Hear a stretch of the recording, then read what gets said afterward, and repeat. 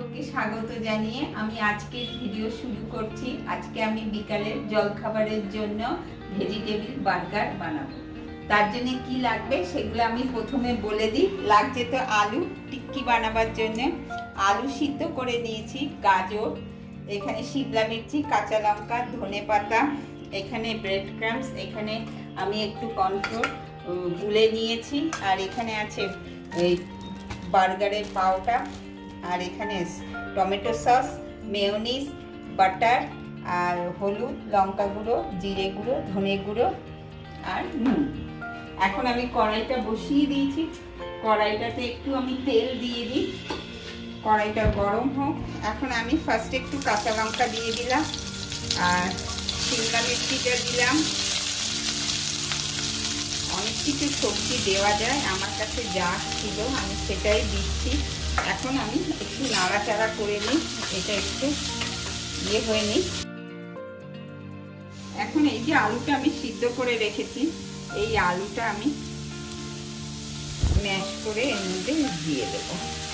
সেটা আমি ভালো করে টিক্কি বানাবার জন্য মিশিয়ে নেব। এখনো নুন দেওয়া হয়নি, নুনটা দিয়ে দিই। এখন আমি এর মধ্যে পরিমাণ মতো একটু নুন দিয়ে দিলাম, আর এই যে জিরা, ধনে, হলুদ, লঙ্কা পাউডার, এই মশলাটাও আমি এর মধ্যে দিয়ে দিলাম। দিয়ে এখন আমি এটা ভালো করে ম্যাশ করে নেব। এখন আমার সব কিছুর সাথে ভালো করে মেশানো হয়ে গেছে। এখন আমি এই ধনেপাতাটা এর মধ্যে ছড়িয়ে দেব। ধনেপাতাটা দিয়ে ভালো করে মিশিয়ে আমি নামিয়ে নিচ্ছি। এখন এটা আমার হয়ে গেছে। এখন এটা আমি নামিয়ে নেব। নামিয়ে ঠান্ডা করে তারপরে আমি টিক্কিগুলো বানাবো। টিক্কিগুলো আমার এইভাবে করে বানানো হয়ে গেল। এখন আমি কড়াই বসিয়ে দিয়েছি। কড়াইটা গরম হলে কড়াইতে তেল দেব, তারপরে আমি টিক্কিগুলো ভেজে নেব। তেলটা আমার গরম হচ্ছে।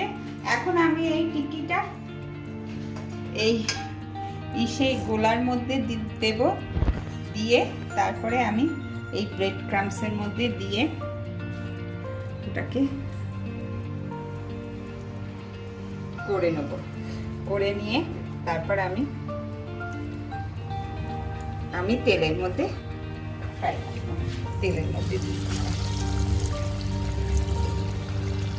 এইভাবে আমি বাকিগুলোকে করে নিয়ে নেব। এখন এটাকে আমি আস্তে করে টিক্কিটাকে উল্টিয়ে দেব। একটা পাশ হয়ে গেছে, এইভাবে আমি বাকিগুলোকে উল্টিয়ে দেব। এইভাবে আমার একটা টিক্কি ভাজা হয়ে গেল।